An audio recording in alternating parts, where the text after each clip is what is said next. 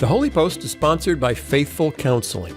I'm not super good at people stuff. I like ideas and technology and puppets. When Lisa and I got married, it was a shock to see just how different we approach the world and each other. The thoughtful gift of marriage counseling from one of our parents was a huge help in those early years. Faithful Counseling can help you get through life's rough spots. With more than 3,000 licensed therapists across all 50 states, Faithful Counseling makes it easy to find a great therapist that'll work for you. You can meet over video or phone sessions, and changing therapists is easy and free until you find the right fit. So don't struggle alone. Let Faithful Counseling match you with a licensed therapist who can help you grow into the best version of yourself. Visit faithfulcounseling.com/holypost and get the professional, faith-based counseling you need. And there's a special offer for our listeners. Right now, you can get 10% off your first month at faithfulcounseling.com/holypost. Thanks again to Faithful Counseling for sponsoring this episode.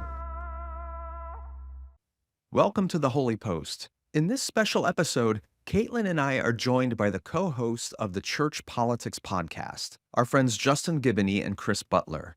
And we're going to discuss the fallout from last week's presidential debate. Will President Biden drop out? And what does the Supreme Court's ruling about presidential immunity mean for a possible second Trump term? And why have both political parties nominated candidates who are demonstrably incapable of fulfilling the office of the presidency?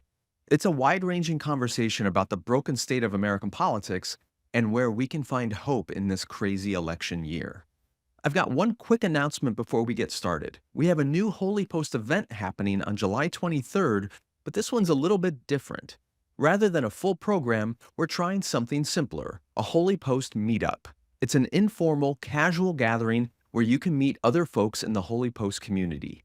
I'm going to be there, and so will other members of our team, and it's happening right here in downtown Wheaton next to the brand new Holy Post studio on July 23rd at 7 p.m. There's no cost to attend, but food and drinks are going to be on you. So go to holypost.com/events to sign up, and I hope to see you there. All right, here is episode 624. What's the news that you like the most? Who's your favorite podcast host? If it's breakfast, get your toast. It's Skye and Phil and the Holy Post. Skye and Phil and the Holy Post. And sometimes Kaitlyn. Hey everybody, welcome to the show. This is Skye. I am joined by Kaitlyn. Hi Kaitlyn, how are you today? Good. How are you, Skye? I'm great. I'm really happy because Phil's gone this week, as he is every 4th of July week, to his family compound in Michigan with the rest of his relatives. You're so happy he's gone? Well, no, I'm not happy he's gone. I'm happy that in place of Phil, we have two friends, co-hosts from the Church Politics podcast, Justin Giboney and Chris Butler. Gentlemen, welcome to the show. What's up, man? Thanks for having us. Yeah, for those who don't know you guys, Justin, you've been on the Holy Post a couple times before. You're the co-founder of the AND campaign. You're an attorney, a political strategist in Atlanta. You've been a delegate to the Democratic National Convention, which we may talk about in a little bit as it relates to current events.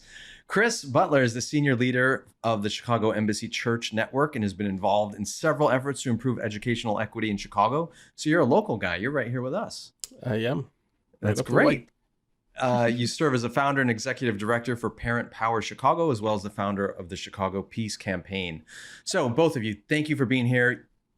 The reason you're here is because you also co-host the Church Politics podcast, which is a fantastic show, in-depth look at politics from a Christian point of view. You're not conservative, you're not progressive, you're trying to lead with your Christian identity. And we've talked about that, Justin, a lot as it gets to the AND campaign and other projects you guys are doing. So we thought it's 4th of July week.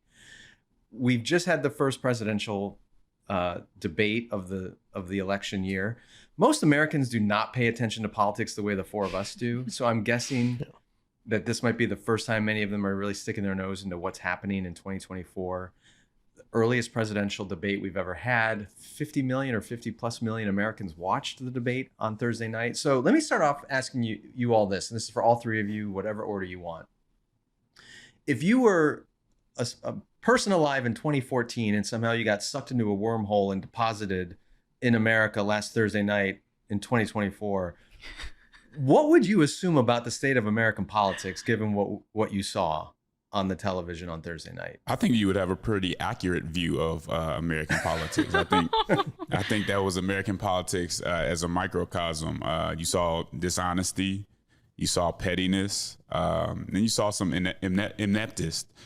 So I think you would see all those things and you would actually be accurate, even though it was just a small snapshot of what's going on here. Ouch. Ouch. Okay. What about the rest of you? I don't know. That if you're coming out of 2014, it's not Disneyland.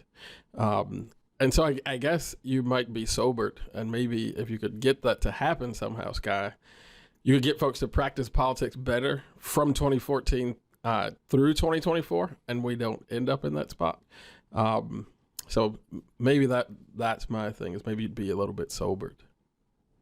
Oh, sobered. That seems like a mature response. Thank you, Chris. Kaitlyn, what about you? What's your headline takeaway? I don't think me in 2014 had ever seen a presidential debate before because I was a child. So I'm not sure that I would be really paying that much attention. Yeah, I think, as Justin said, you would get a pretty accurate snapshot of things. I also think, though, probably what I would have thought if I saw that was, oh, are we just playing a game? Like, is this just entertainment? Is this just for fun? Or is there any practical impact of this on our actual lives? Like, one of the points of the debate that really stood out to me was the moment when the moderators were trying to get either candidate to actually talk about the cost of childcare in this country. And both of them were just like, I'm a better president than you. You're a better like, it just was like petty, schoolyard taunts to each other. And the moderators are asking questions that I imagine many people watching were going, that directly impacts my life, and the decisions our leaders make actually impacts my ability to take care of my family and live well in my neighborhood. So I think I would look at that and think, is this just a game? Is this how politics is that it's just for entertainment and fun, and it has nothing to do with real life, which is a sad experience to have. Yeah, well, even if you just measured it on the level of entertainment and fun, I'm pretty sure it failed on that criteria as well.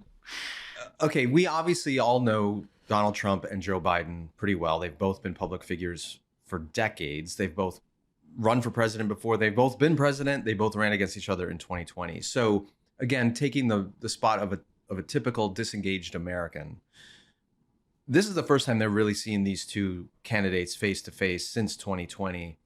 What's changed since 2020, if anything, in your assessment of either of these candidates?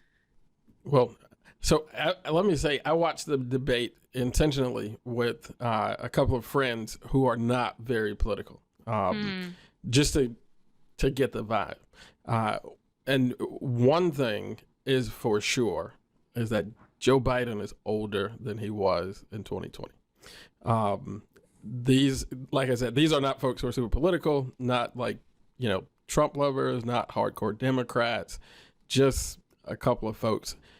And they hadn't been like, I wasn't like, I was shocked, but I wasn't so thrown off because it was within the realm of possibility to see President Biden come out and perform this way, because you've seen other things. The folks who have not been paying attention to politics, they were horrified. It was shocking and like viscerally impactful. And so and I think that's huge. I mean, he is just older than he was. And the second thing I would say has changed is, for better or for worse, people are used to Donald Trump. He's not this sort of new, novel sort of entity. People have seen the fact that, even through what people have described as like a very, very bad behavior at the presidential level, that the world didn't completely fall apart. I would say, kind of sort of fell apart, but not totally fell apart. All of our institutions are in place. Life goes on. And so those two dynamics I could sort of see playing out as I was watching the debate with folks who are not watching politics every day like I am.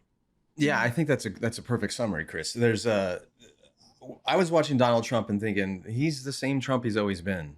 I mean, he's belligerent, he's uninformed, he lies constantly, he's self-absorbed, and that's exactly what we saw, par for the course. Biden, on the other hand, just did not seem like the same person. he was, noticeably older. And this is the headline coming out. Obviously, everyone's talking about the Biden piece of it. So let's go there. What are your thoughts on where the campaign stands for Biden? Because when I look back to 2020, there were a lot of Democrats who entered that primary process. And it seemed like, especially after South Carolina, there was a coalescence around Joe Biden. And it felt like voters wanted stability and reliability after the chaos of the Trump years. And Biden sort of represented that. He was stable, he was known, he was reliable. He wasn't going to bring some great new innovation to the office. He wasn't a completely transformative candidate the way Barack Obama had been back in 2008. Stable, reliable. But when I saw that 81-year-old man on Thursday night at the debate, I thought those core qualities that made him appealing to voters in 2020 just got thrown away. Because an 81-year-old with cognitive impairment who couldn't finish sentences and was gazing off into space is the opposite of stable and reliable. Make a case, anybody, for why Joe Biden should stay in this race, if you can. I'm really, because a lot of people are rallying around him right now saying he should stick it out. But what do you think? Anyone have a good case to make for why he shouldn't buy out? I think the best case of it is just the process to getting him out would be so damaging and would be so hard. I mean, from transferring the money, you may only be able to transfer that to the vice president and not anyone else. That's a lot of money that he has, and that's something that you have to look into, what this does to the convention. The only argument that I can really see that's decent is that I've heard from people, and it's not my argument, is, look, the presidency's an institution, and this would be the process for making this happen would be too ugly, too nasty, and it would actually be a net negative. I think that's the best argument that you can make, even though it's not my argument. Anyone have a better argument than that, other than it's just too messy to try to remove him? All right, that's silence. That's great. There's no argument there. Let's speculate a little bit, and this is what everyone in the media is doing right now. He has the delegates, like they are pledged to him, so they can't be released to any other possible nominee unless he releases them. Do you think he's going to do that? Will he step away? Is there any conceivable universe in which Joe Biden relinquishes his pride or recognizes that he doesn't have the stamina to do this and steps aside? And what would it take, do you think, for him to do that? Forget the logistics of can the campaign dollars go somewhere else and all that, but just on the personal level of this man, will he step aside? I don't think that he will step aside. It is, you got a guy, first off, who's been doing politics all of his adult life. It's really hard just to switch and start doing something different or doing nothing. You do have the logistical challenges. There may be no better argument for that, but it is a real situation where if you tried to do it, it would be logistically difficult. And then I make this observation, and Justin and I've talked about it. He doesn't agree with me on this, but I think even watching the Thursday debate, you come away with this saying, maybe I can still beat Donald Trump, right? He did at one point look at the moderators and three straight times the moderator asked if he's going to accept the outcomes of the election. He will not answer that question directly. And that is a huge concern for a lot of people. You're going to have third parties at play, and there's a lot of blocking and tackling that goes on in political campaigns. I don't think that that's necessarily true. I don't know if they really can beat Donald Trump, but I think you don't walk away from Thursday, if you are a Biden or Biden supporter, saying there's no way we can win. I think you come away being able to make an argument to yourself that you can still win. Kaitlyn, what about you? You've studied the history of this. Is there any figure or precedent that comes to mind of a leader stepping aside, not in this exact situation, obviously, but the only one that comes to my mind is George Washington giving up the presidency after 2 terms when the Constitution didn't require him to. But is there any other parallel that you can point to that you think a Biden or someone else should look to for inspiration in this moment? Well, what's hard about it is there's lots of historical examples you could go to on smaller scales than this, of people prioritizing either particular policy goals or the good of the party over their own political success. The problem is that's not the era of party politics that we live in now. Like, that's just not how people think about the party that they belong to, for good and for bad. There's some good things about that and some bad things about that. But there's this great book that came out recently called The Hollow Parties, two political scientists that kind of trace this history. And they trace all these different strands in American party politics of different ways of relating to parties. But the end of it is basically, as we've been talking about, both driven by social media and other media developments in the last 20 to 50 years, and just the way people think about parties today, the increasing individualism of American culture, to the point where it seems pretty improbable to expect anyone, whether it's someone who's becoming a presidential candidate or someone at a lower level of office, to prioritize the good of the cause they're fighting for, or the good of their party, or the good of the state that they're representing or the community they're representing over their own success. There's just not incentive structure for them to do that. There's not so much imagination for that. So there are examples of people doing that in American history. It's just that none of them seem like good parallels for today, because those people existed in a time in which they had grown up in a party that often talked like, yeah, you have some loyalty to this. You prioritize the cause, even if it's outside of a party. If it's more movement based, you prioritize the movement over your own personal success.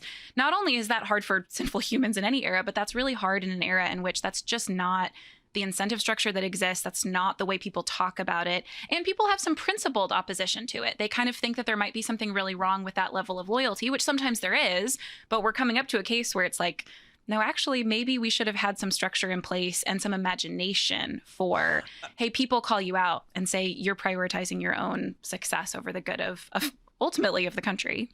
Yeah, okay. I want to talk about that for a minute. Maybe we can go into this whole bigger question about the parties.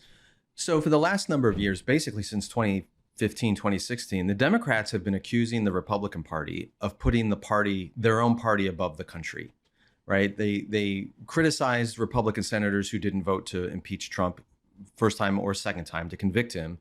They've talked about different party leaders who came out vehemently against Donald Trump after January 6th, like Mitch McConnell, but then did a 180, or McCarthy went down to Mar-a-Lago to kiss his ring a few days after the January 6th insurrection. Like, they always fall back in line, and they accuse the Republican Party of putting the interest of one man and their party ahead of the country.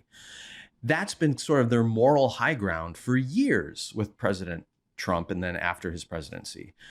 But if they don't remove or replace Joe Biden at a moment when it's blatantly obvious to the country that he is not capable of serving another 4 years, aren't they being guilty of the same thing, of putting one man or one person's ambition or their own, party elite structure ahead of the country? And at that point, if the Democratic Party loses that moral high ground against Donald Trump, what are we left with? It just doesn't make sense to me that they would do a 180 on the very thing that they've been running on for the last 8 years. Yeah, I think that the defense, what they would say in their defense is anything is better than Donald Trump. And they would say that, again, the presidency is an institution and he'll have people around him and all that stuff. So I don't see them thinking that they're committing the same offense as the Republicans have. But I think to a certain extent, you might be. And I don't know how much, moral high ground. Recently, when it comes to Republicans and Trump, I mean, it's just been disgusting how people who you thought had some principles completely bent the knee. And you just realize that a lot of, if not most, politicians at that level are just about self-preservation. That's all it's been about. But we can also look at, and see some of that in Biden himself and other Democrats. I mean, Biden was pro-life at one time. When all that changed and it showed that you wouldn't get the money that you could get before if you didn't change your position, everybody changed. So I don't want to make this too unique because you see it happen over and over again. It's just not about the principle. And we can talk about saving democracy and then not have a primary and all this other stuff that goes on. I don't think it justifies anything the Republicans have been doing. But we've seen this for a while, and now it's kind of coming to a head, at least when it comes to the presidency. So let's go down that road, because I agree with you, Justin. Like, there's been a lot of finger pointing in the wake of this debacle on Thursday night, and some people saying that it's Biden's inner advisors and staff, inner circle, who've been shielding him from the media. He hasn't done many interviews. He's not out in front of the press much. They've been hiding the truth of his impairment from the country because they want to maintain their power and their position, and they want him to get reelected so they can maintain their own status, whatever it might be. But the bigger question with both of these parties is I would argue we have two candidates who are both unfit to be president. One because of their moral failings, and others just because of his age and cognitive impairment. How do our two giant political parties put two candidates forward that cannot fulfill the obligations of the office? How did we get here? Yeah, I mean, so one of the things that I think has been under-discussed from Thursday, I think that the greatest miscarriage of sort of democracy that we saw on Thursday night was actually what we didn't see. And it is the fact that CNN was willing to collude with the Biden campaign and the Trump campaign to exclude Robert Kennedy Jr. from being on the stage. It's really hard for third parties, independent candidates, to break through through the tight grip that the two parties have on our broader political system. And you have a person who's done a lot to move himself in that right direction, has shown up in a lot of polls, has raised plenty of money, has established a campaign, I think, robust enough to deserve to be in the discussion. Even with CNN's own sort of rules, they specifically excluded polls, individual polls that Kennedy showed up in, so that he did a lot of things, to make him not be on the stage. And imagine what the conversation would be today if on the stage, and this comes from somebody who is not like particularly supportive of RFK Jr. I'm not like a huge fan there, but you've got a third option, a person who would have been on that stage with this completely incoherent Joe Biden and this completely dishonest Donald Trump, telling a different story, having a different narrative, presenting a different option, and the fact that he wasn't there really literally could change the course of history. And it's just a huge problem that we have in this country, that the two parties have such control over the discourse. And I think that's a huge part of how you produce, sort of the worst that you have, because you have two parties that are in control of the discourse. And at this time, you have powerful minority groups inside of both parties, frankly, who control the parties. And it produces a big mess. On one level, I agree with you, Chris. I mean, I would prefer a more parliamentary system where we could have more than two parties at work here. But in defense of the two-party system, we've had two parties for most of American history. And third parties have a long track record of failing in America. And Ross Perot being the most recent kind of viable third-party candidate on the ballot back in '92. But up until this moment, the two parties have generally produced candidates who you might disagree with their policies or positions, but were at least capable of fulfilling the office of the presidency. You had Barack Obama, you had Mitt Romney, you had John McCain, you had George W. Bush, John Kerry, Hillary Clinton. You go on down the list through this century and even in the prior, they at least had candidates who could put their hand on the Bible, pledge allegiance, loyalty to the Constitution, and fulfill their obligations. We have two candidates today who are incapable of doing that. And I'm stunned that the two parties, neither one of them were able to put a candidate forward in this election year that I believe could fulfill a 4-year term in office and actually follow the Constitution. That's an utter failure of both parties. And that's what I want to know what's changed. Yeah, I would love to see more parties present and more people on that debate stage. But when you look at our history, the two parties haven't failed this badly before. So why now?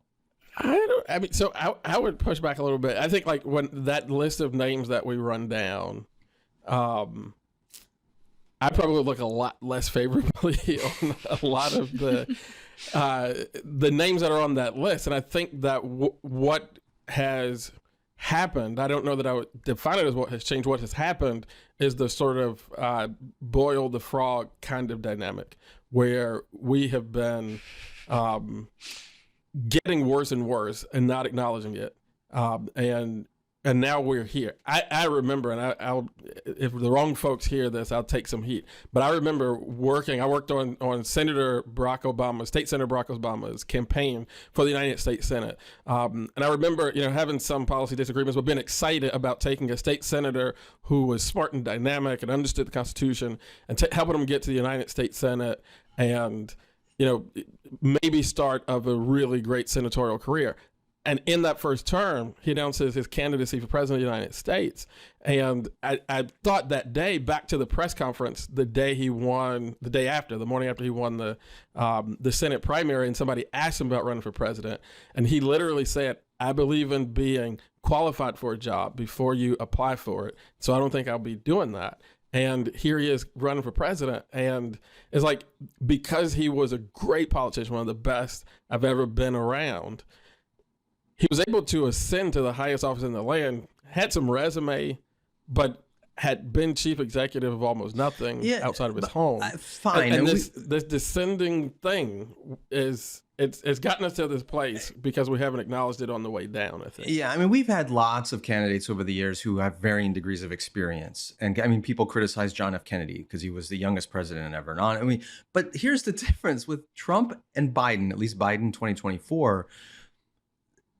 The two of them are morally and mentally impaired. And I don't think Barack Obama, even in his lack of experience in 2008, was morally or cognitively impaired and couldn't do the work of the presidency. I don't believe either of these candidates can literally do the work of the presidency. And that's what I mean. Like, it's a very low bar. It's not that they don't have enough experience. It's a very low bar. So anyway, I just throw that out there. Anyone have another thought on just like, why are these parties so broken that they can't even clear the lowest possible bar for what a candidate to the presidency should be? I'll defer to Kaitlyn if she has something on that. You go for it, Justin. I actually think it happened. It was for different reasons on both sides. Like, there's an overall problem that we have, but the Republicans chose their guy. Right. And I think maybe it was negative partisanship or whatever. They had an opportunity to see a primary and choose who they wanted. And they chose somebody who, like you said, has all type of moral issues. And I think to the point that it does impair him from actually doing what he's supposed to do and upholding his oath. Right. But they went through a process, and because the base is, his 30%, 33% of his base. And I think some Republicans who didn't vote for him the first time, I actually think some of them have started to say, you know what, maybe not so bad. Like, I see some of my friends who are super against them, and they're kind of like a little more quiet on that these days. So that to me was negative partisanship. It's the base kind of controlling everything and pushing forward somebody who a lot of people might not have liked before, even though I think he's widened that base a little bit. The Democrats was, I think, unfortunately, the party just running roughshod over the people. They said, hey, there's not going to be a whole lot of interviews, and there's not going to be a primary process. So for now, for people to be coming up and say, well, he won the primary and he has the votes, there wasn't a primary, right? So it was for two different reasons, but I think both reasons show the brokenness in our democracy right now. Kaitlyn, additional thoughts on just why the parties are putting together these kinds of candidates right now? I mean, Skye, you and I have talked about this a little bit before, and I'm influenced mostly by this book that I just read, The HOLYPOST, and by some of Ezra Klein's work recently, which is that actually the parties aren't doing a lot of selection. Like, party leadership is not doing a lot of selection. As Chris said, there are like powerful minorities in especially in the Republican Party that are controlling a lot of this process.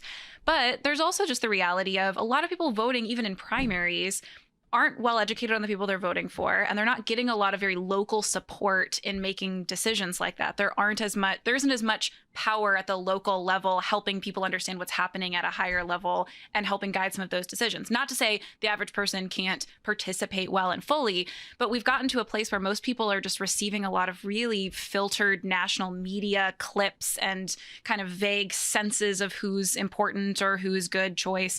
And they're not getting a lot of actually being involved in robust conversations with people who are involved at the party at a local level.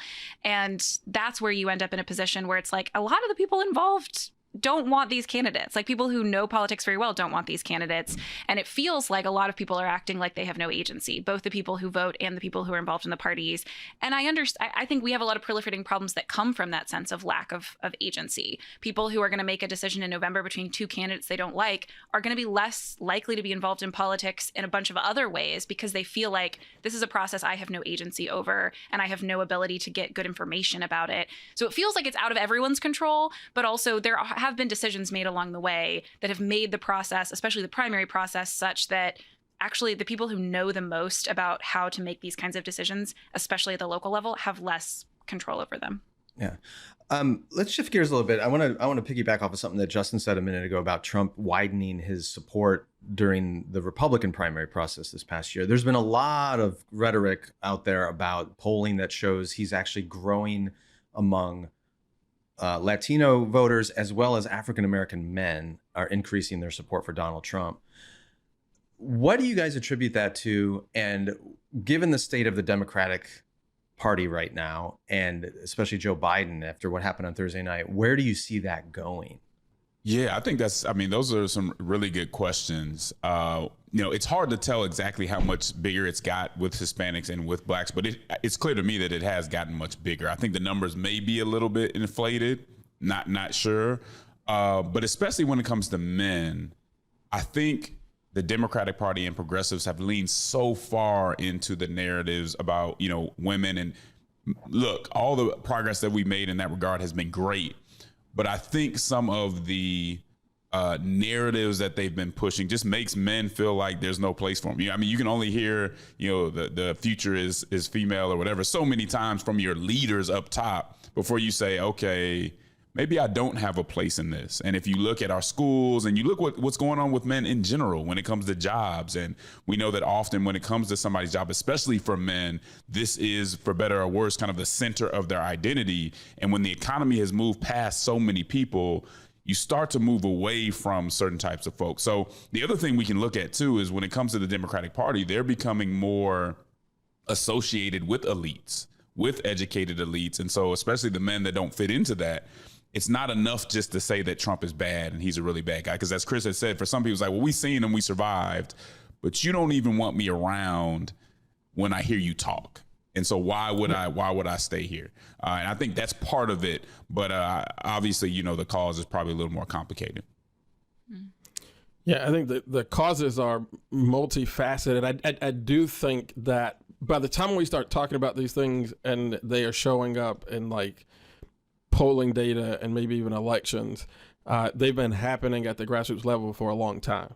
And even when we talk about what's happened with our parties, part of that dynamic is that people have been hurting in a way that folks who participate at the very top of our political parties, our government, our society, frankly, haven't really recognized. But folks have been hurting in a major way for a long time. And as generations are shifting and folks are coming of age, there is much less incentive to cling to the institutions and the people who sort of have represented the community for a long time. I took my son to a doctor's appointment on the west side of Chicago recently, and sitting in the doctor's office waiting, there was another dad in there with his kids, and he was wearing a black hat, so I didn't notice it right up front because it was black. But when I took a look at it, it was a black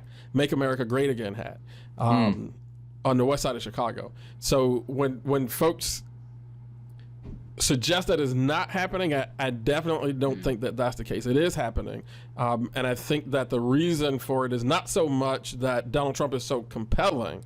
It's just that Donald Trump is what is there that is not the Democratic Party, that a lot of folks, kind of look at. We look at, our parents' generation, their willingness to cling to the Democratic Party. And then we look around our communities, we see violence, we see blight, we see bad schools, we see like all this stuff that makes our lives hard. And then, as Justin said, if you're a man, you additionally listen to the party, and women are the future and all that stuff, which to a certain extent you want to support, but at some point it becomes difficult to only hear that. Also, I remind folks that Democrats, because I've been saying this in Chicago for a long time, Democrats do not have a language for building family and community wealth.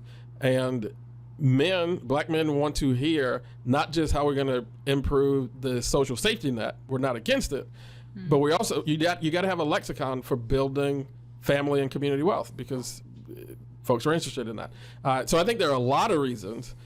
They're coming together under Donald Trump. I would suggest that the Democratic Party should be glad that the Republican Party has had Donald Trump as its standard bearer for the last 3 election cycles. Otherwise, I think that the bleeding to the Republican Party would be much more significant by now.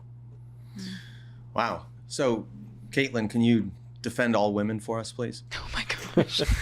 That actually, when Justin, when you first said that, I thought, what a picture is that of how so much of our politics works, that it feels like you pick a team and you have to pick everything that comes along with it, and you have to be against whatever the alternative is. So some of the people who have said, like, we really need to support, like, the future is female, is like, of course, even in your saying it, and then in the way it's received is, and that means not men. The future is not male. Like, that's how it works so often.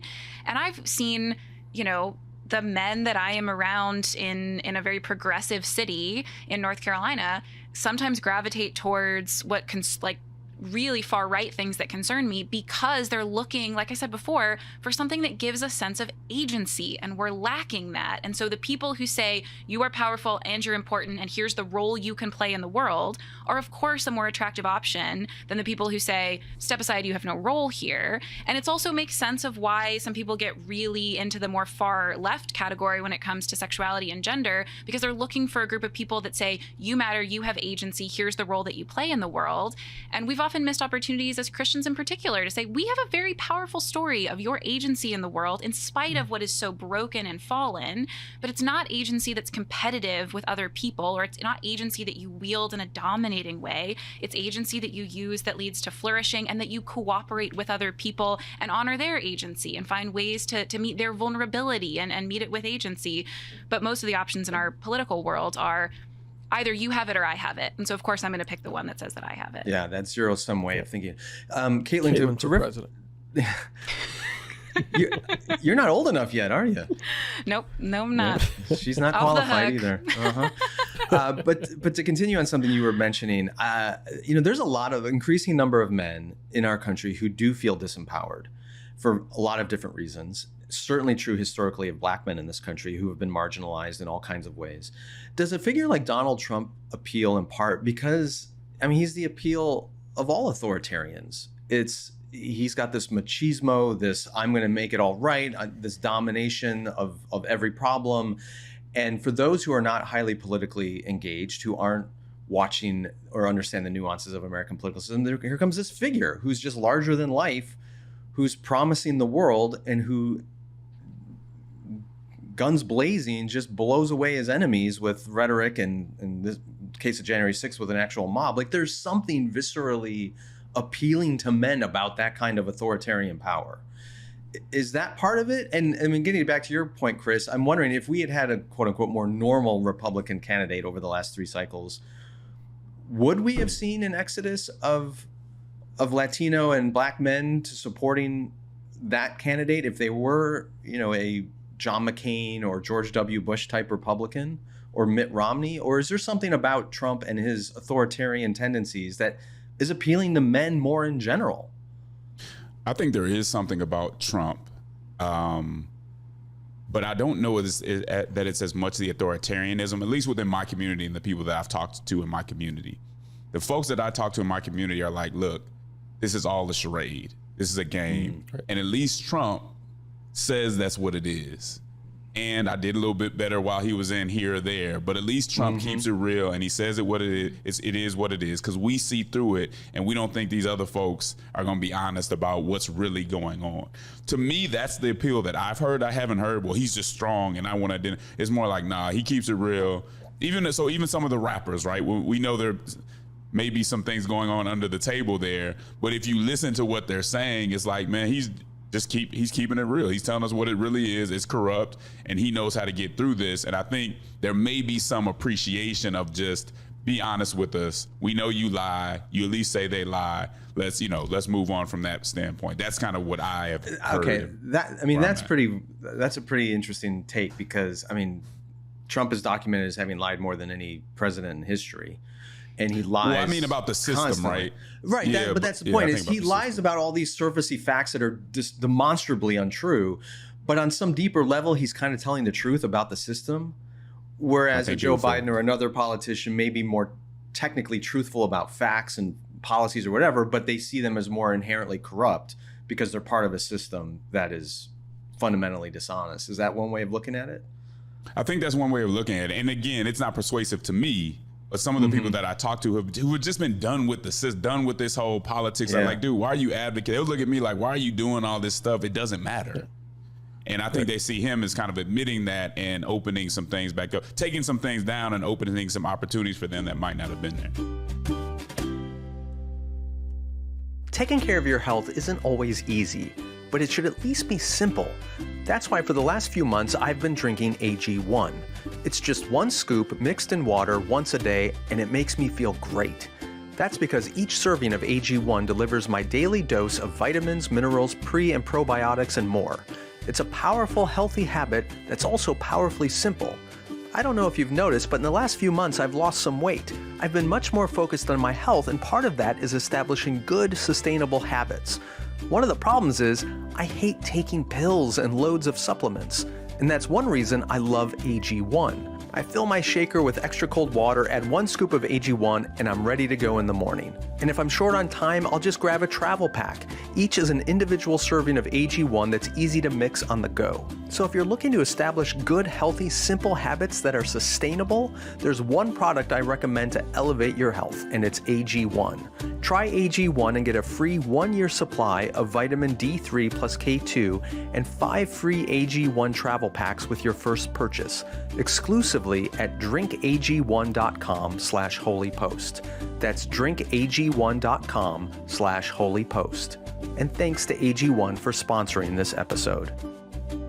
Today's episode is sponsored by Sundays. This is Phil. I have a dog. You have a dog. We love our dogs, and we gotta feed them something. Fresh food with human-grade ingredients is a better way to treat our dogs than that old bag of whatever that stuff is. Sawdust and cow bones? I have no idea. But fresh pet food is expensive and inconvenient, and that's where Sundays comes in. No, not the day. The new dog food company that makes air-dried dog food from a short list of human-grade ingredients. It's healthy, with beef, chicken, and digestive aids like pumpkin and ginger. It's convenient. Unlike other fresh dog foods, it's zero prep, zero mess, and zero stress. Sundays is shelf stable and ships right to your door. And it's affordable, costing 40% less than other healthy dog food brands because they don't waste money shipping frozen packages. We've got a special offer for our dog-loving Holy Posters. Get 35% off your first order of Sundays. Go to sundaysfordogs.com/holypost or use the code HOLYPOST at checkout. That's sundaysfordogs.com/holypost. Upgrade your pup to Sundays and feel good about the food you feed your dog. And thanks to Sundays for sponsoring this episode. All right, let's talk about what might happen going forward. Everyone is speculating about what Biden's going to do, and will Democrat leaders come around him and kind of force his hand. Let's start with the collective action problem. It feels like in both parties, you might hear from individual party members off the record about how awful Donald Trump is, or how corrupt he is, or what a liar he is, or what a danger he is to democracy, but they won't come out publicly and say anything because anyone who does gets their head chopped off. Liz Cheney, Adam Kinzinger, you go on down the list. On the Democratic side, we're seeing something similar, where behind the scenes, there's lots of party members saying, Joe Biden's got to step down. This is a nightmare. We can't do it. But no one is yet really publicly stepping forward and saying that. And the ones who have over the last 6 months, like David Axelrod or James Carville or Ezra Klein, they get smacked by the party and ridiculed. So what's it going to take in either party to break this collective action problem to get people to actually step up and say what everyone knows to be true, but no one is? I would say a critical mass of courage. I mean, I don't think it's much more difficult than that. If you are there simply to get reelected, then I don't think you're worthy to serve the people, and it's cowardice. And so I think we need a decent group of people who say, no, we got to stand up for what's really right. And if we get canceled, so be it. But I'm not here just to look out for myself. Oh, gosh. Well, you're asking for the impossible, Justin, at that point, aren't you? Courage from politicians. I heard someone say during I think it was the impeachment trial of Trump, after the vote came through, there was a shiver ran through the Congress looking for a spine to run up, because there's just none. Kaitlyn, you talk about incentive structures all the time. What is it about our incentive structures that doesn't make the kind of courage Justin is talking about likely? And is there anything you can change in that incentive structure to reward that kind of courage rather than punish it? I don't think so. I mean, like I said, I think a lot of it is media ecosystem too. Like you benefit from building a personal brand. You don't benefit from doing what's right for your country or your party, or basically you don't benefit from doing something that will benefit your descendants or the people who come after you, in your party. You benefit from doing something that's good for you. I will also have a very intangible answer to this, like Justin, which is what I see happening a lot is not having a good sense or a good imagination for what we can realistically know and the stakes as they realistically are. Like, what alarmed me so much about some of the responses to the debate was that I was seeing on the left what I've been so frustrated on the right to see over the last few election cycles, which is this is the most important election in our lifetime. Oh. So just get in line and do what you got to do, because I have a particular scenario of what will happen that I am very confident will happen if the right person is not elected. And we probably will have these two candidates as options in November. Seems very likely. I think it is a perfectly legitimate argument for someone to say about either candidate, they're both bad options. I'm making the best decision available to me. This is not a symbol of everything I care about or believe in. It doesn't impinge on my sense of moral purity. I didn't choose these options. This is what we have. I'm going to make a decision.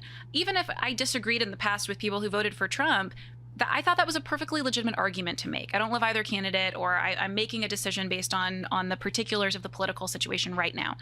What I never think is a legitimate argument for a Christian to make, and I've now seen Christians on the right make this about Trump, and I'm now seeing Christians on the left make this about Biden, is I know what will happen in the future, and if my candidate is not elected, democracy is over, the world is over, Christianity's place in the West is over.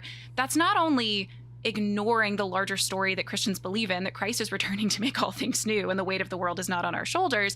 It's on a just practical level, making a judgment about my ability to know what will happen and how history will sort itself out and how different decisions will affect things that I shouldn't have the confidence to make. I don't stand over history making those kinds of judgments. I can't see into the future. So saying I can with any confidence say, well, you've got to make this decision because I know what will happen and here's all these decisions will work themselves out, is just a dangerous way to think. I think if we weren't thinking that way, there might be some power brokers who were still saying, yeah, let's stay behind Trump or let's stay behind Biden. But the average person on Twitter would have a lot harder time tweeting a whole thread about how we've got to just pull it together and vote for our guy if they weren't so shaped by that imagination. All right, but let me push back on you a little bit, Kaitlyn.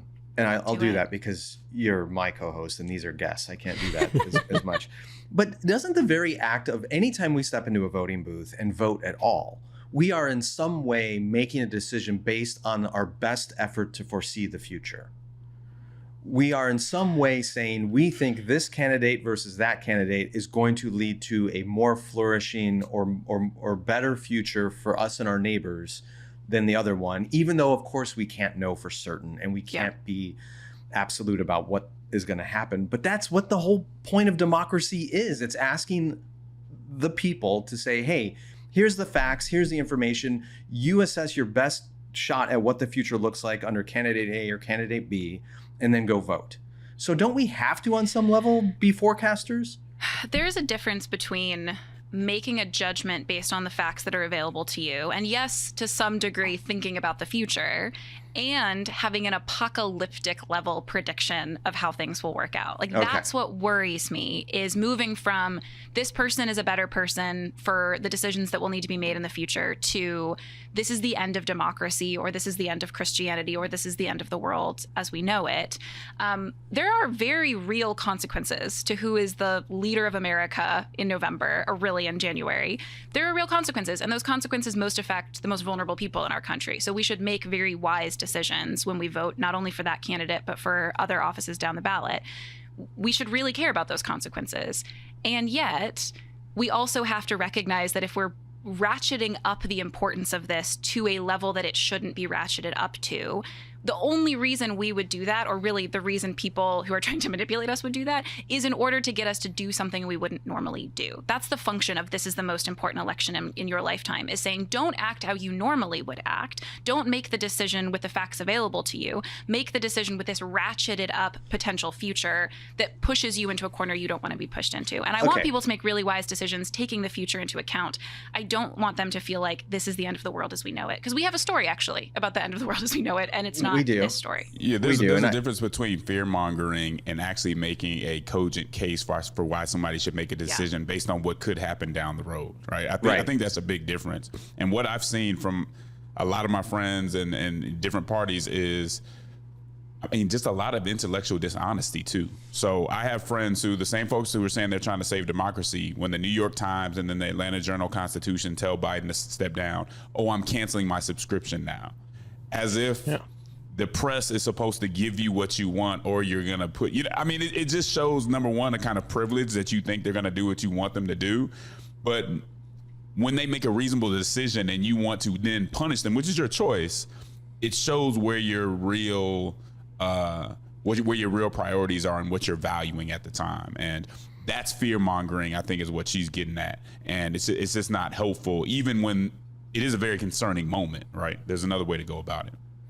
Yeah, I think along these lines of it can slip into maybe apocalyptic fear-mongering, but when you look at some of the things that Donald Trump has said he would do if he's reelected, some of it's pretty frightening. Yeah. And on the flip side, some people feel like if I vote for Joe Biden in November, I'm really voting for Kamala Harris, because a lot of people don't think Joe Biden is going to be able to finish out a 4-year term, and he would be, 86, I think, by the time his second term was over. So let's talk about the Kamala Harris question a little bit. If he either stepped away from the race right now and gave all of his delegates to his vice president, or he stepped away and she became the de facto nominee, where do you think that puts the Democratic Party? Do you think she would be a strong candidate against Donald Trump? Or are we sort of out of the frying pan and into the fire? Well, I don't think she would be an uncontested candidate for the nomination. But she could be. She could be if Joe Biden says, I'm stepping out and I'm giving all my delegates and support to Vice President Harris. He could do that. He could be the kingmaker, queenmaker in this case. He could endorse. So I don't think, as I understand the rules, he couldn't give them to Kamala Harris, who have to step away and endorse her and encourage his delegates to support her, which would basically open up the convention. And I don't think that she's strong enough even inside of the Democratic Party that nobody else would challenge her for the nomination. Again, I think this is part of the reason why you won't see Joe Biden step away, because there's no clear person for folks to rally around, not even the vice president. I think that it's unfortunate, but the way that Vice President Harris is perceived, it's a big part of the weight on the Biden ticket.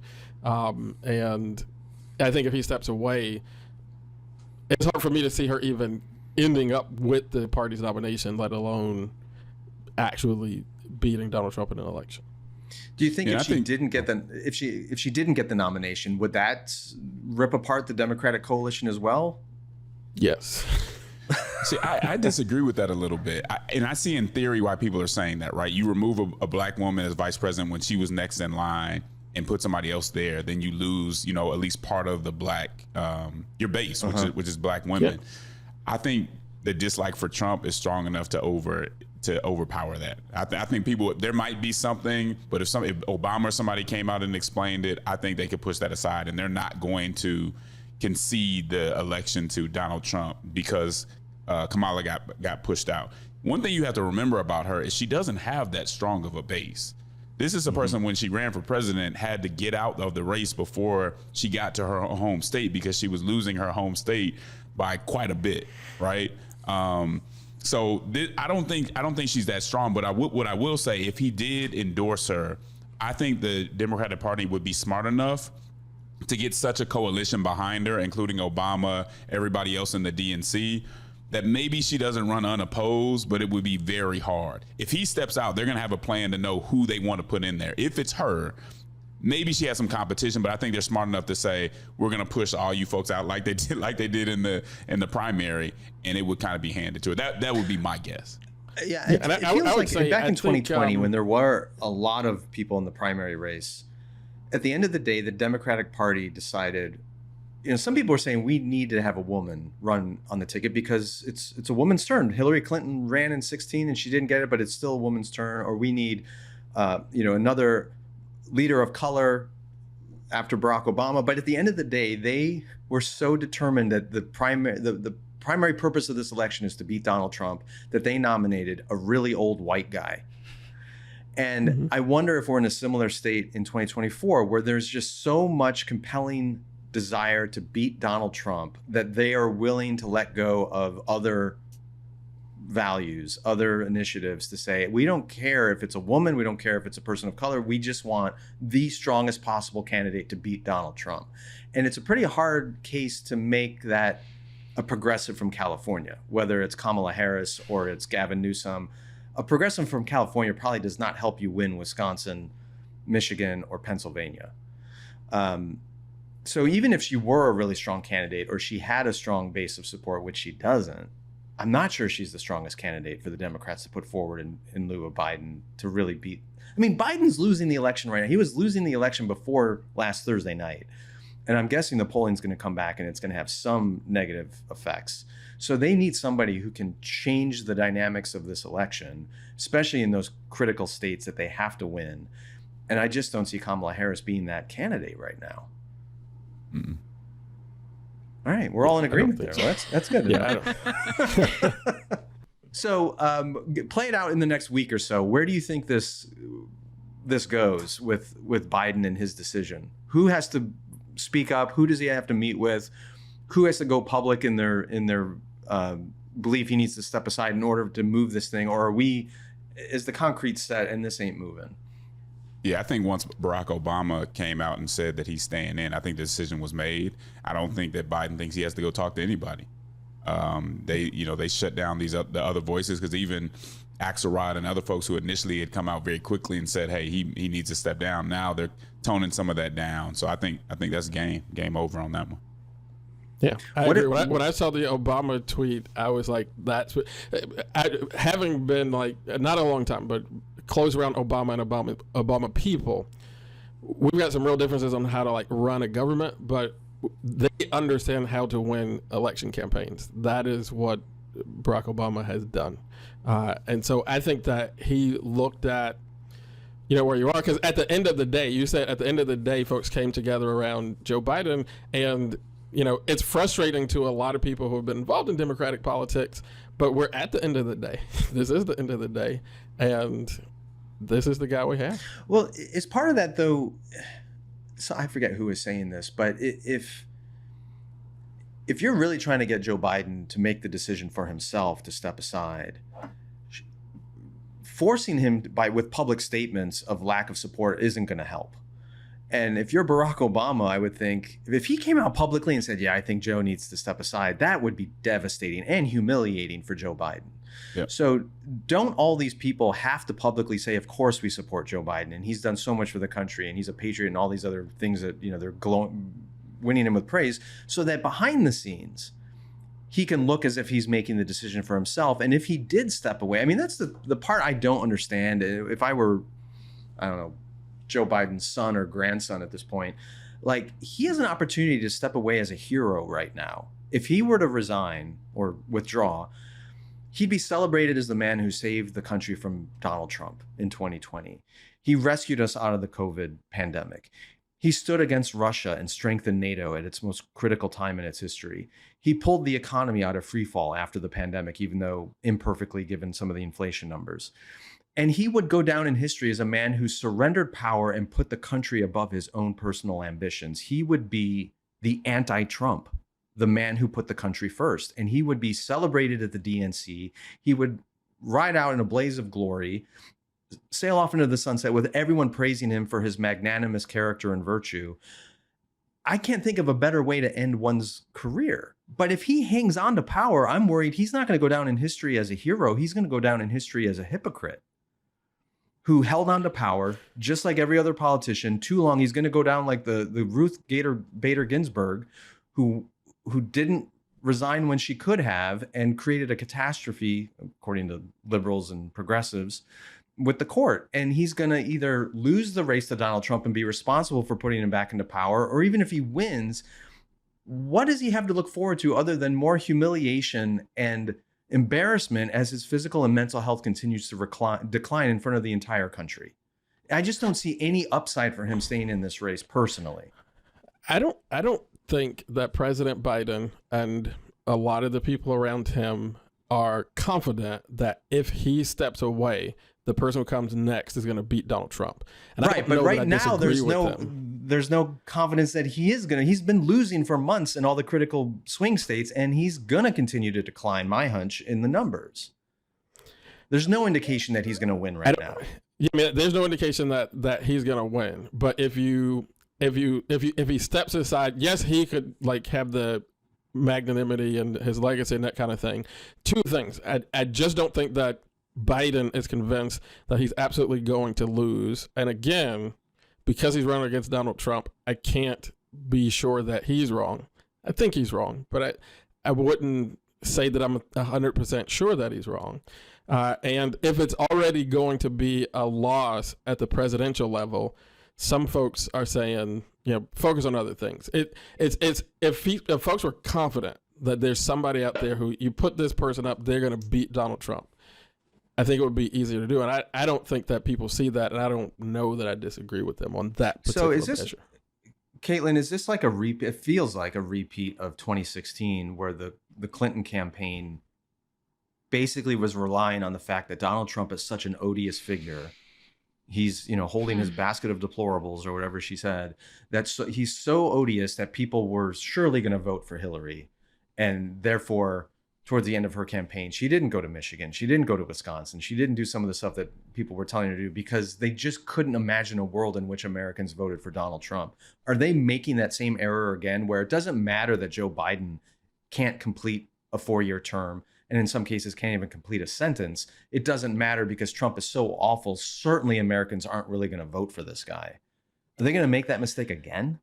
I think it's pretty hard to really believe that argument anymore. I mean, we've had a but bajillion retrospectives on. Yeah. I mean, I don't know enough about the kind of inner workings of all of this to really comment on that. Chris might be very right.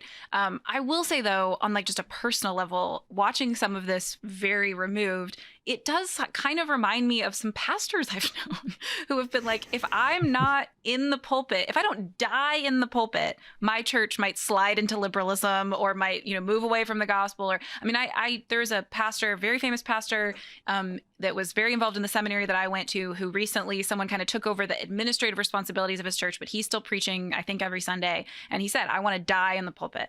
And it was like, this is my sense of calling and passion, and my sense that I'm the guy. Like, God has picked me and chosen me, and I have to be the one to fulfill this calling. And I obviously don't know all of the inner thoughts that President Biden is thinking, but I think this is a widespread problem regardless of your vocation, where we think of this as especially something that has as much power and involves as much kind of rhetoric and public presentation as a pastor or a politician. We think I'm the guy or the woman who's going to solve this, and I can't step away from this, or I'm denying my calling from God. I mean, that's most American presidents have also said, I was called by God to this too. It's really hard to overcome that sense of this is how bad things are. I'm the guy that can fix it. And God has put for such a time as this, So it reminds me, Peggy Noonan wrote an editorial in the Wall Street Journal this week following the debate, where she talked about Biden's advisors and family are guilty of borderline elder abuse. by allowing him to continue in this capacity. And maybe we're all familiar with stories of pastors who probably should have stepped down or resigned or no longer had the capacity to do what they want to do. Is that a factor in all of this? Like, are the people around our leaders, the culture of our leadership, whether it's in the church or in politics now, just not willing to say the hard things to the leaders when they need to hear it? Yeah, well, I think you got to also understand that the people around the president, his advisors, are self-interested too. So regardless of who they were going to pull in, that person's going to have their own team come in, and those jobs aren't going to be there. So that plays a part in it, right? I've also, this is something that he's fought for his entire life, got passed over once, got the opportunity. We should be honest about how hard it is to step away from something that you've been working for forever, and how hard it is to say, I'm at a point in my life where I have to step away and I'm too old to do this. What does that mean for everything else that I'm doing? So not that the decision that's being made is right, but it's a tough decision. And to give up all that power, that has an impact on some of the things your son is going through. It has an impact on who listens to you and where you can go and what you can do. That is not easy. But to your point, Skye, I think it is a matter at some point of character, of placing the people before yourself. It's just not an easy choice or very clear necessarily for him or the people who are advising him, whether it be his family or other advisors. Before we wrap up, we're recording this on Monday afternoon. Earlier today, the Supreme Court issued its opinion in the Trump immunity case. And it's early and there's probably a lot of analysis that has to go in. It's a really long opinion, but written by Chief Justice Roberts. Let's start with you, Justin, because you're an attorney. What's your take on that ruling, and what impact, if any, do you think it has on this election? Yeah, so the first thing that I will say is I want people out there to understand that most of the commentary you're going to get about this on social media is purely based on whether their side won or lost. Like, so most people are not focused on the jurisprudence and the principle. It's hard for you to tell me that if Biden was in the same position, all conservatives would be saying this was an excellent decision. This is exactly what the president needs, this kind of immunity and power. They wouldn't be saying that. And the same thing on the other side. So I want people to know that, like, take that into consideration when you're looking at these very partisan opinions that are online. And so basically this is a complicated issue, and we got to be slow with knee-jerk reactions. It just came out a few hours ago. I've only taken a cursory look at the opinion. I haven't gone through the whole, 100 and something page opinion.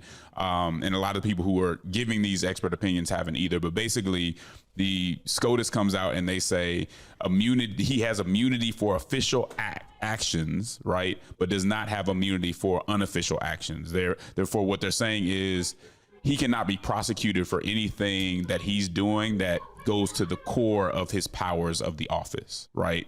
Even that is tough. But what I want people to understand is the dynamic that they're dealing with here.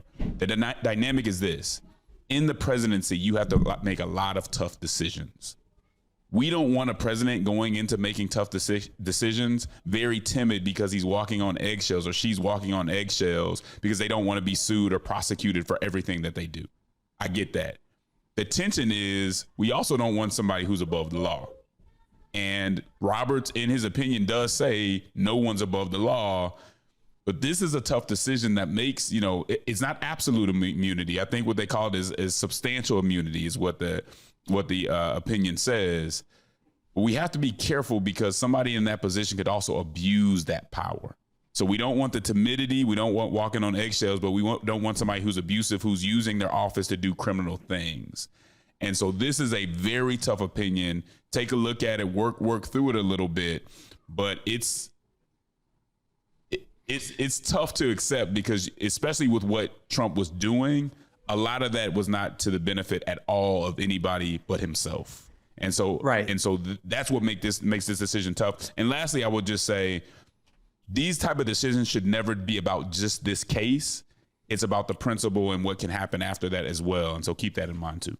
Yeah, I mean, we don't want any decision that is going to, in the future, affect every future president and their ability to do the job well. But my understanding, and I know less than you do, certainly, Justin, is this case now gets sent back down to the lower courts because even though they ruled that the president is immune for official actions but not unofficial actions, they didn't define which actions are official and which are unofficial in the case of Trump's behavior before and during the January 6th riot. So I heard some commentators saying that his pressuring of the vice president to not certify the election results could be understood to be an official action because you have the president of the United States talking to the vice president of the United States about an official government action. Therefore, it's an official act and therefore immune from prosecution. When Trump, however, is acting as a candidate and doing things outside the scope of the presidency, that's unofficial action for which he's still liable. But there's been no official ruling on what's official and what's unofficial. So this just slows down the whole thing again. And this case is certainly not going to get tried before November 5th. Is that fair?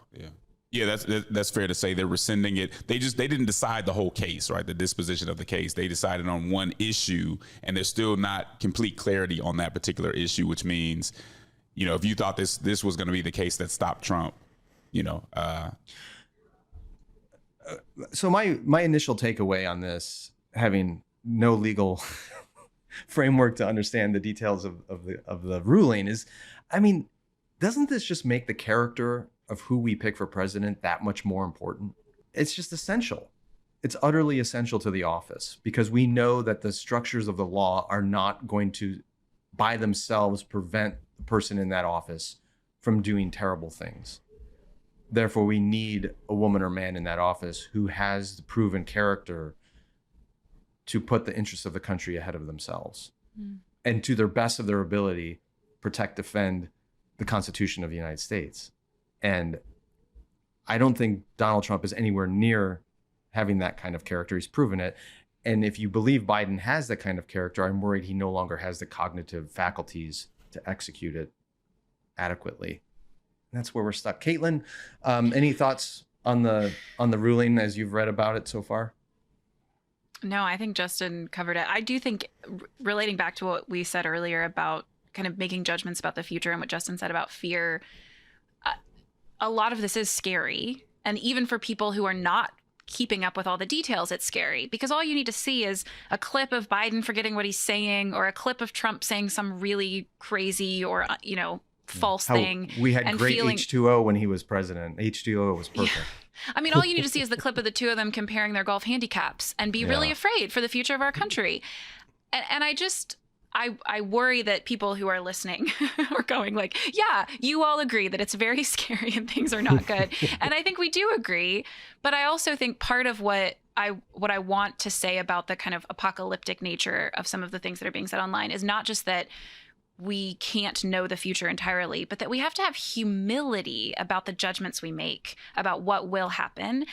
And we have to have some level of ultimate hope that Christ will return and make all things new, but also some hope that the Holy Spirit is still working in our communities, in our country, in our families, and returning back to, I'm going to make the best judgments I can make in November when I have a slate of candidates that are, again, reminder, not just for the presidential office in front of me. I'm going to make the best decisions that I can make.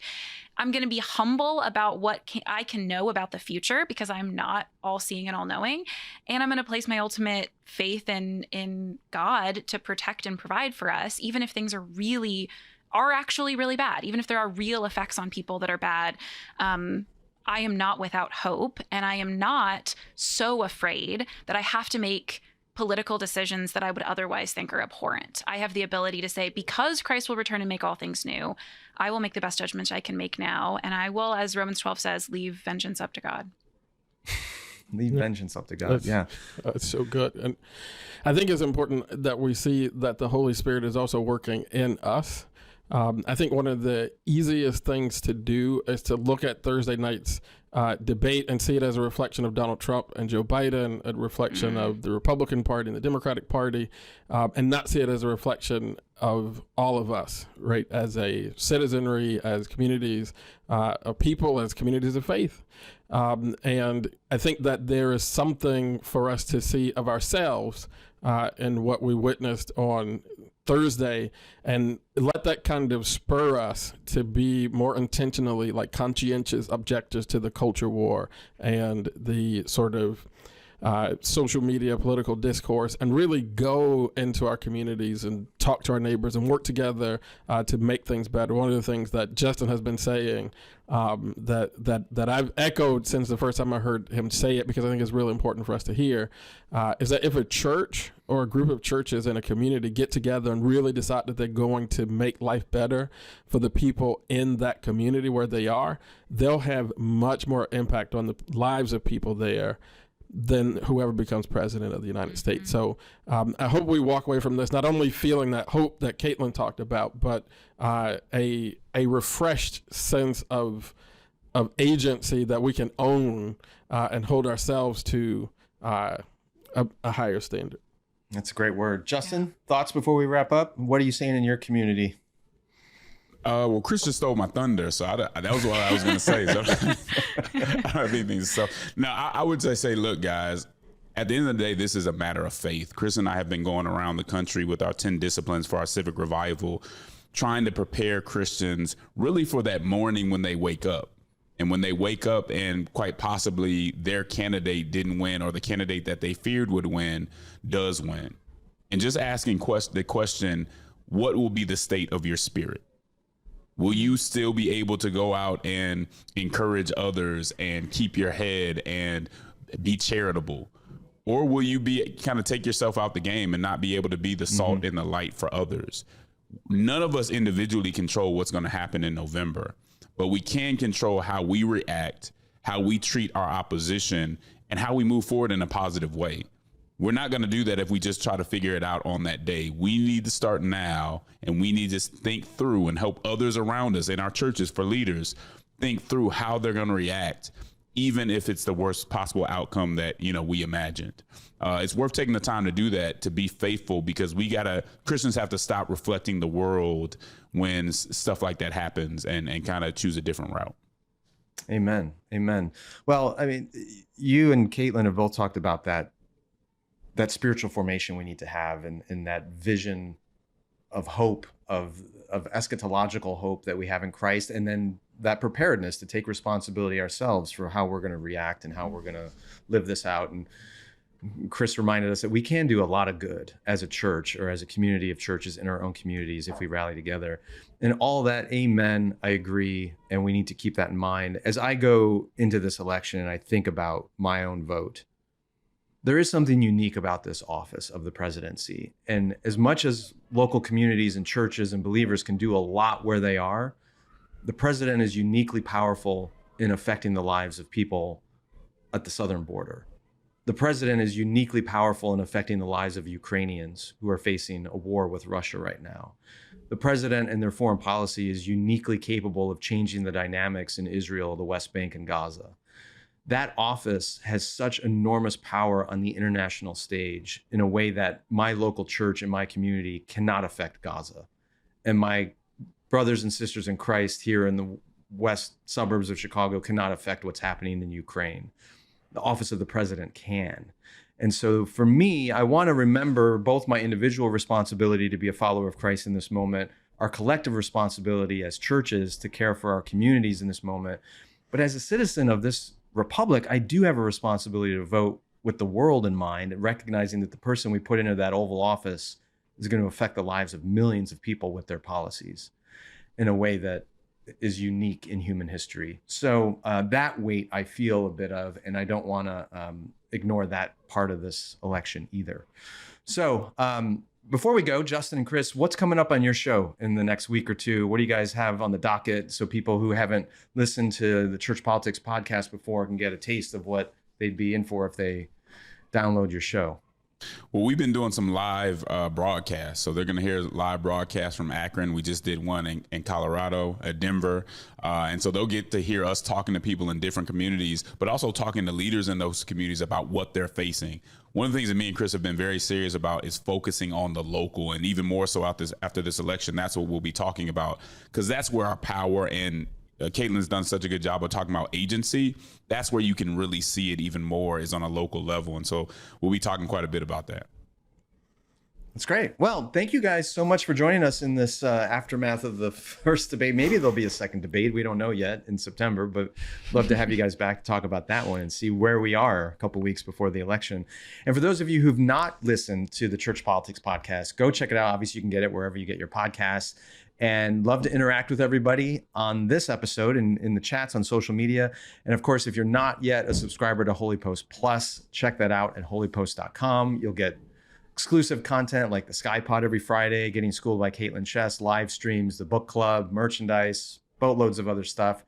Justin and Chris, thank you guys for being here, and we look forward to talking to you again real soon. Thanks, Skye and Kaitlyn. Thanks for having us. Thanks so much for having us. The Holy Post podcast is a production of Holy Post Media, produced by Mike Strelo, editing by Seth Gorvet. Help us create more thoughtful Christian media by subscribing to Holy Post Plus at holypost.com/plus. Also, be sure to leave a review on Apple Podcasts so more people can discover thoughtful Christian commentary, plus ukulele and occasional butt news. Visit holypost.com for show notes, news stories, Holy Post merchandise, and much, much more.